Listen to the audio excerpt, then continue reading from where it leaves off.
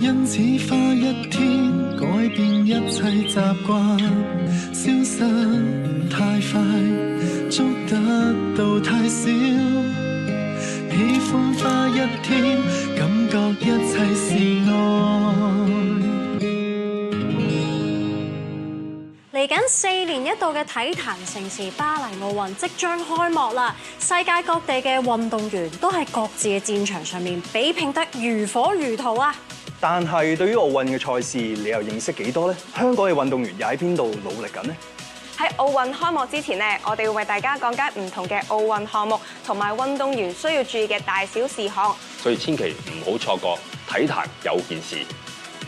兩位主持啊，係靚女主持。都 Summer is coming 啦，咁大家一齊出海玩咯，不如？好啊！嗱，我咧就好想試下玩滑浪風帆，就好似風之後李麗珊咁樣，可以喺海上面隨風飄揚。Summer is coming 啊嘛，咁我就想試下 sailing 嘅，就坐咗喺架帆船嗰度咧，自己一個人控制住個帆啦，跟住周圍飄揚過海，幾型啊！我知道帆船可以好多人一齊玩嘅，可以一齊欣賞呢個大海嘅美景。好啊，出發啦！我做隻鹿。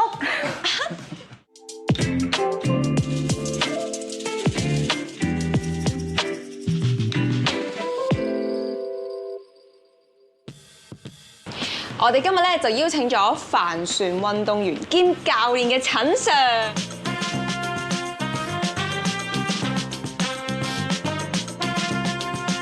我哋傾下帆船到底係啲乜嘢啊？歡迎陳 Sir。講起帆船咧，大家有咩印象咧？對於帆船？海賊王咯，係，我都係諗緊海賊王。海盜咯，即係或者以前跨洋過海嗰借河下西洋，或者哥倫布咯。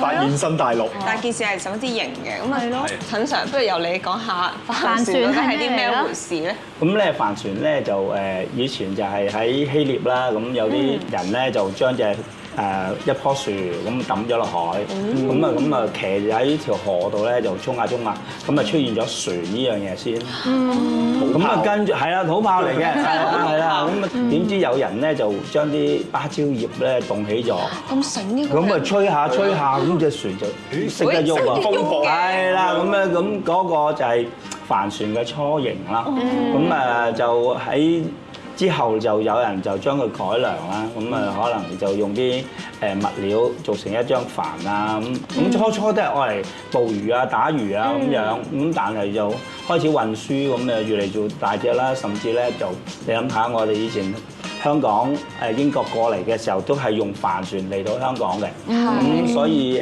香港嘅帆船運動咧都係由英國引入香港咯。咁我想問帆船嗰個動力係咪就淨係嚟自風㗎咋？係，咁咧，因為如果一啲大帆船咧，我哋都會有機嘅，咁但係喺比賽上邊咧，我哋都會將引擎咧係停止咗嘅。純風力係。陳 Sir， 啲。當初點解你會選擇玩帆船呢樣嘢咧？咁咧就我哋嗰個年代咧就年青人冇乜嘢玩噶嘛，咁啊就玩下水上活動。咁啊我哋係啦，我哋多數都會玩獨木舟先嘅，最簡單嘛，係咪啊？咁啊玩下，咁啊做咗獨木舟教練先啦。咁啊都唔係玩下噶咯，做教練。咁啊跟住好啦，咁啊參與咗多啲水上活動，咁誒就再參與咧，就以前外展訓練學校有一隻好大嘅帆船，就叫做致風號。咁我就參加咗嗰次嘅致風號嘅活動啦。咁就嗰段時間就開始愛上咗帆船。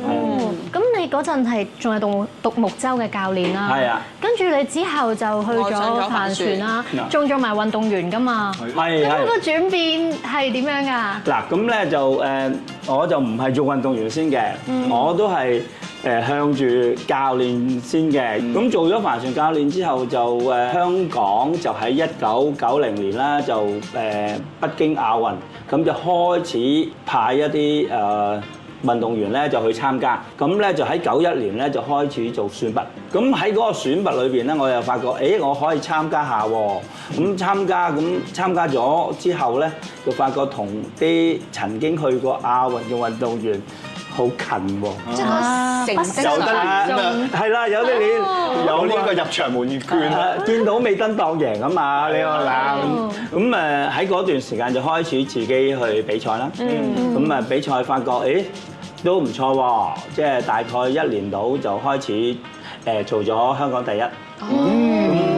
咁之後就，但係嗰陣時都仲未有資助嘅。咁我就將我個工作就放低咗，咁全心咧就攞住啲以前叫退休金啦 all in 啊，all in 係啦，all in 咁成為呢個樣。運動員啊！哇！咁所以陳 Sir 你一步一腳印咁樣，自己一支公，再可能搭埋你嘅 partner 一齊去衝上呢個奧運嘅舞台喎。係辛苦嘅，咁因為即係當時就個贊助冇咁多啦，咁另外就帆船喺就比起其他運動咧有少少唔同嘅。咁你可能100公尺，咁你可能10秒或者9秒9咁完咗啦。咁帆船咧就最抵玩㗎啦。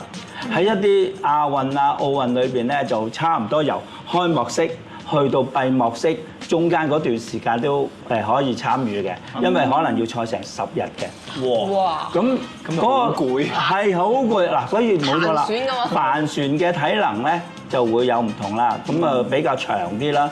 每日咧10日裏邊咧，每日咧可能要賽3個鐘頭啊。咁你可能第一日咧冇事嘅，你體能仍然可以捱到嘅。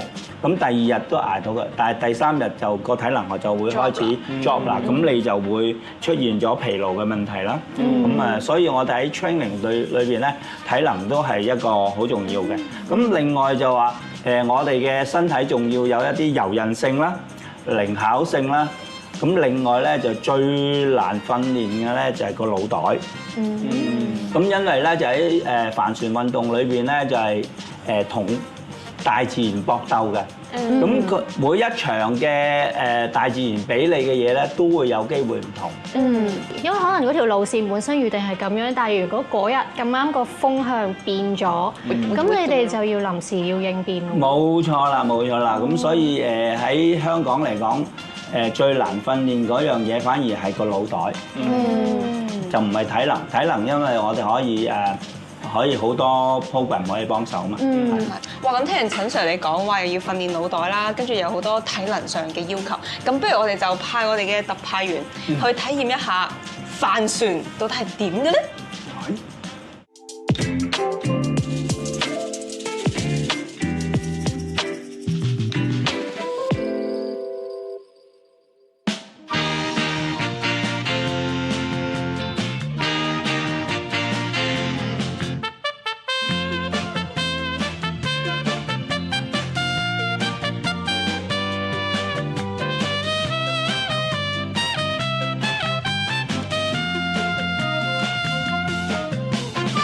大家有冇睇過八百正？但係其實我好中意出海玩㗎，我海之子嚟㗎。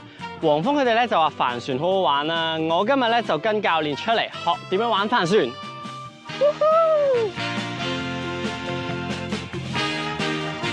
陳 Sir，喂，我今日嚟跟你學呢個。個帆船㗎。哦，好啊，咁介紹下你識先，阿 Sporty。Sporty 你好啊。咁咧就佢又玩過1日㗎啦，咁就早過你啊。我哋有啲咩要準備啊？同埋我嘅裝備今日啱唔啱咧？我都精心打扮咗一番。哇，好靚喎！係嘛不過可能跑步會啱啲。咁我哋玩船就可能有少少唔同。太陽都係一個好朋友嚟嘅，咁我哋咧就盡量避開呢個好朋友。咁所以咧，你見到阿 Sporty 咧就會着長袖衫啦，手上邊咧你見到啦，咁可能戴手套啊，因為我哋會攞到啲繩啊。咁另外咧就鞋咯，哇 very good，你都帶咗落水鞋咯喎。冇錯。總玩帆船啦，你係第1日喎，咁我哋咧仲要咧戴頭盔嘅。哦。咁因為咧我哋驚俾帆缸咧就撞到。咁第2樣你就要玩帆船要着救生衣啦。明白。咁好啦，咁就嗱，咁理解咗咁多嘢啦，你準備未啊？我準備好㗎啦。好啦，咁我哋就開始咧，阿 Sporty 咧就同你一齊咧將呢隻帆船裝嵌好。咁我哋就準備喺岸上做幾次練習，我哋就出海，好嘛？OK，好。下面呢個有粒掣嘅，咁我又拍翻佢。好。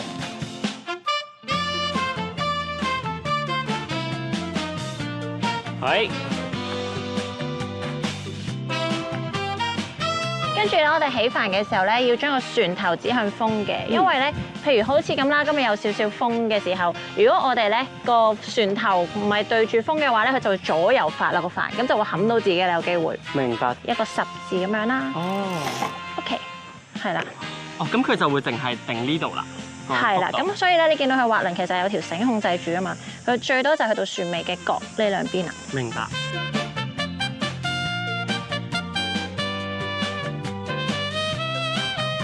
咁一陣間，而家我哋咧就首先就擺住咁樣啦。第一陣啦，落到水嘅時候咧，我哋就要將呢個板擺落去嘅。咁其實呢度有條繩咧，就去 control 住佢。咁要 lock 嘅時候，呢度見到有個 lock，拍翻去就得啦，就係咁樣啦。啊，好好喎，Sporty 教得唔錯。咁好啦，咁我哋正話提過啦，我哋要出海要着咩話？救生衣同埋戴個頭盔。OK，very good。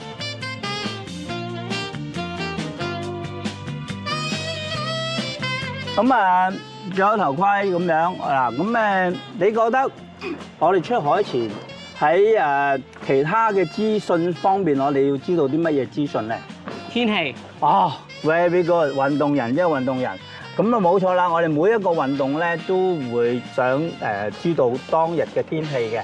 咁帆船同埋水上活動咧更加要知道。咁今日啦，天氣非常好啊，咁有微風啦，咁啊有太陽，雷暴就可能要留翻屋企啦。咁但係季候風可能就要睇下你個水平去到邊度啦。如果有啲高水平嘅咧，就可以嘗試一下嘅。係，好冇？咁今日好快，我諗你就會變成高水平㗎啦。好。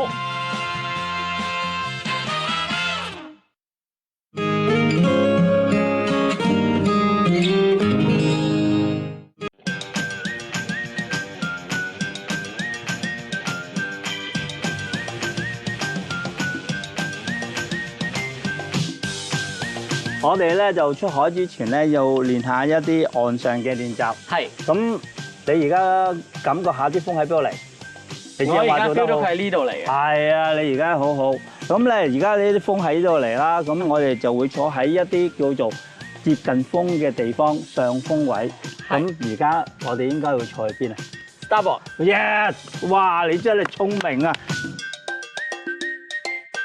好啦，咁而家你坐呢個位置咧，就叫做舵手嘅位置。係。咁咧就係叫做 helmsman。係。好啦，咁另外有一個拍檔係會坐喺你前邊嘅。係。咁呢個咧就叫做 crew。係啦，咁你就係 helmsman 喎，你係舵手喎。咁咧舵手咧就會後手揸舵，咁咧推下舵，拉舵。推舵。好，拉曬舵佢。拉曬舵。回擊舵。回擊舵，哇！你直頭奧運金牌啦！OK， 好，呢啲都仲未算嘅，仲有一啲嘢係要控制嘅。做舵手咧，仲要控制個主帆嘅主帆繩。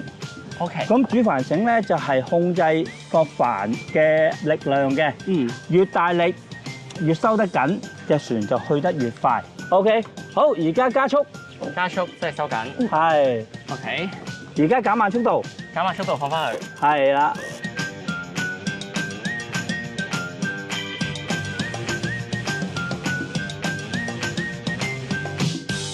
係 Adam， 我哋練好呢樣嘢咧，我哋就可以落水噶咯喎，好唔好啊 ？OK。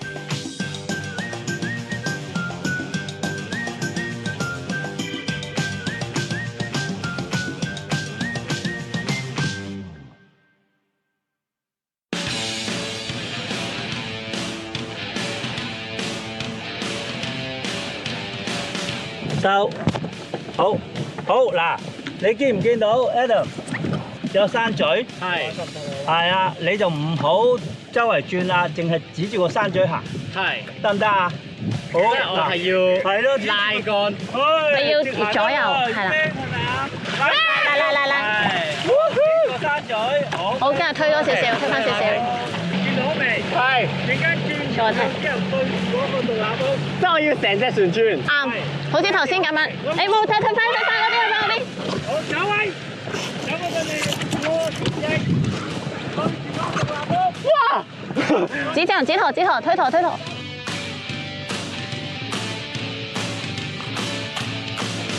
望下我，嗨！我唔得啦，我要望翻啦。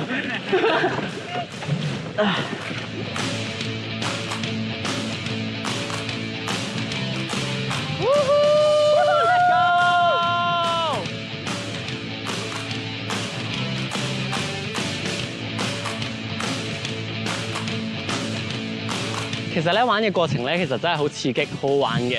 咁但係咧，其實當中亦都令我諗起一句説話啦，就係啲人咧會話：If you cannot control the wind, then you control the sail。即係嘅意思咧，就係話你控制唔到個風向咧，咁你就控制架船啦。因為有好多嘢咧，其實你都控制唔到，但係你可以控制自己嘅心態咯。咁其實就係玩呢一個風帆又好啦，或者對於我哋待人處事啊等等，去面對一啲人生嘅挑戰難題咧，其實都好有用咯。我會覺得少少嘅啟發啦。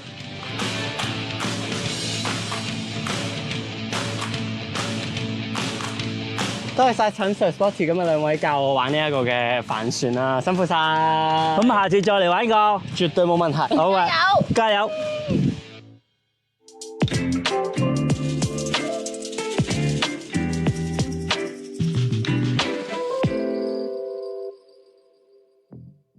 啱啱咧，我哋嘅體驗員就去體驗完呢個帆船啦，跟住啦教練，我哋而家咧就請到香港嘅現役帆船代表隊運動員蔡詠姿 Sandy 上嚟傾下偈。Hello。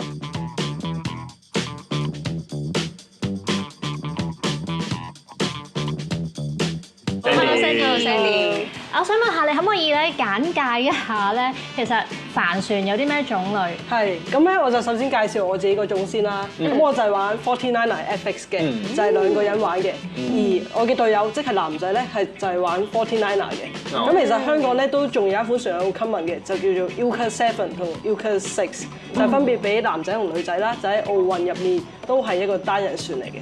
好型嗰啲名。係咯，即係 Ilka 就係咯 Ilka 就係單人，然之後6咧就係女仔，7就係男仔。個 number 係咪代表個 size？係啊，大概就係代表個帆嗰個面積嘅。哦，明白。但係你當初咧，你本身唔係玩帆船噶嘛？係咯，你係玩滑落風帆噶嘛？係啦，咁其實咧，我由8歲開始就有玩帆船同滑浪風帆嘅。咁之後我選擇咗滑浪風帆做我個全職運動啦。咁大概喺可能2019年嘅時候咧，我就開始去review 翻自己個成績啦，同埋自己個目標。咁其實亞運咧一路都係我個目標嚟嘅，但係我仲未有機會去啦。因為帆船同滑浪風帆運動都比較特別嘅，即係可能每個地區咧只會有一位運動員可以參加嘅，即係男仔一位，女仔一位。咁我當時喺隊入邊咧就排第4，而我亦都見到49er FX 呢個係比較新興少少嘅船種啦，同埋嗰邊有機會，亦都有教練邀請我。咁我思考咗一段時間咧，我就決定去接受呢個挑戰，改咗去帆船。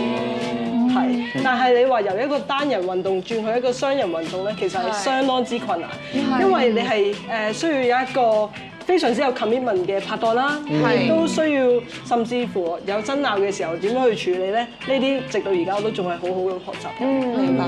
即係除咗技術上唔同，即係可能同合作上嗰啲都要處理一下。係，同埋個默契要練出嚟嘅。係啊。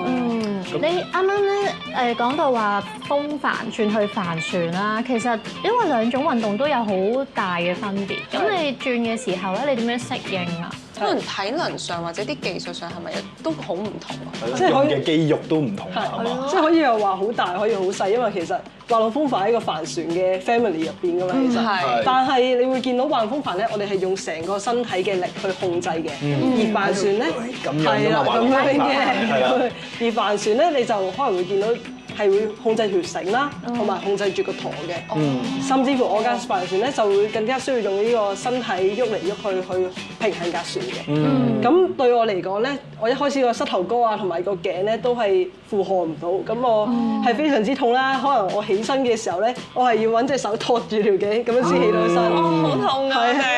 同埋因為咧，你玩雙人嘅帆船，咁其實喺比賽緊嘅時候，同嗰個隊友嘅配合好緊要啦。咁你哋其實點樣分工啊？邊個做邊 part，或者點樣去平衡架船？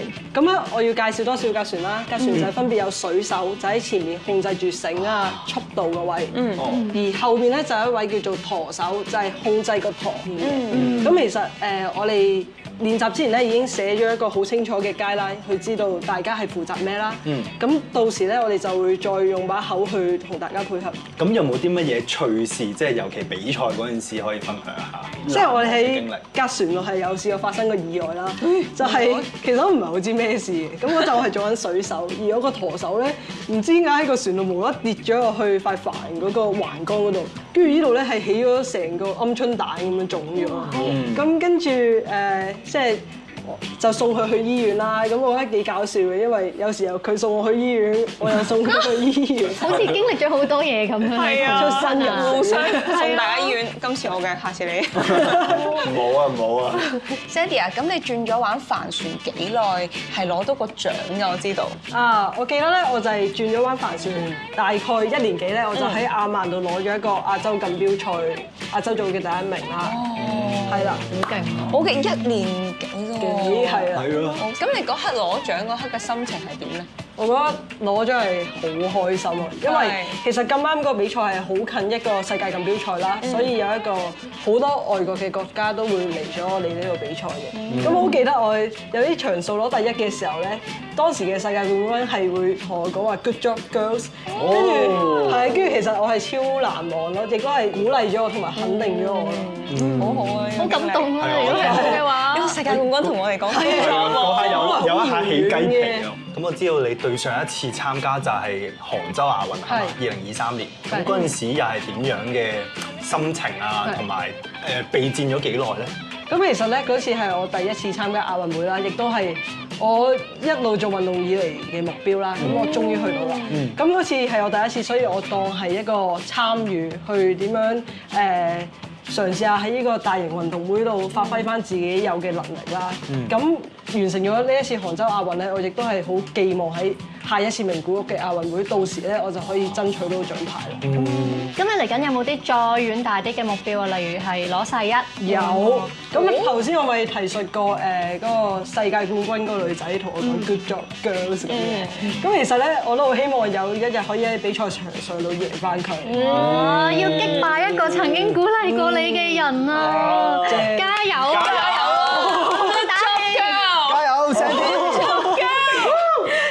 昨日再決定，今天只要相信我，叫皺紋散開，喚清